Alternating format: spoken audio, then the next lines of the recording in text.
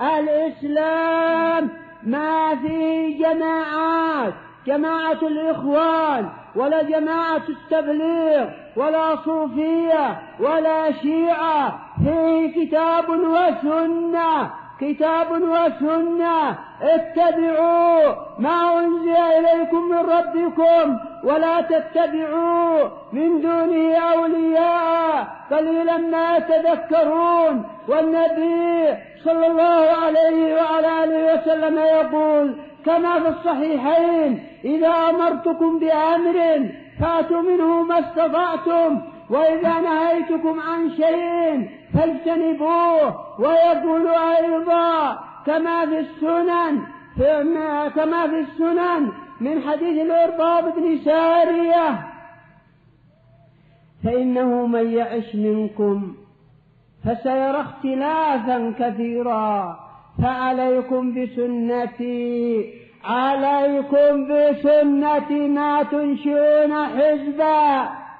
ما تنشئون حزبا.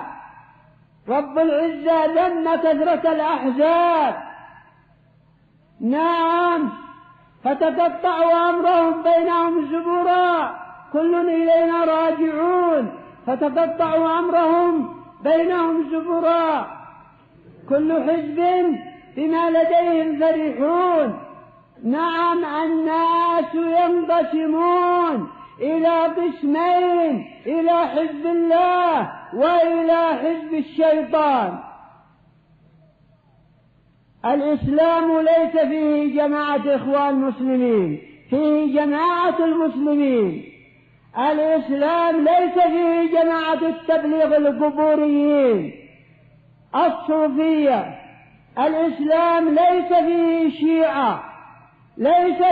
شيعة، إنهم شيعة عبد الله بن سبا، ليسوا بشيعة علي بن أبي طالب.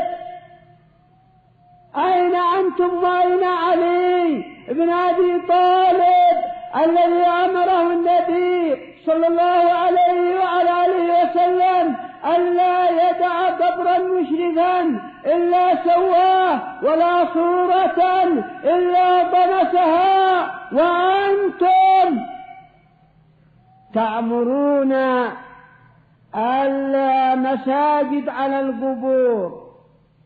لعنة الله على اليهود والنصارى اتخذوا قبور أنبيائهم مساجد. تسلكون مسلك اليهود والنصارى. نعم، ألا وأن من كان قبلكم كانوا يتخذون القبور مساجد، ألا فلا تتخذوا القبور مساجد، فإني أنهاكم عن ذلك.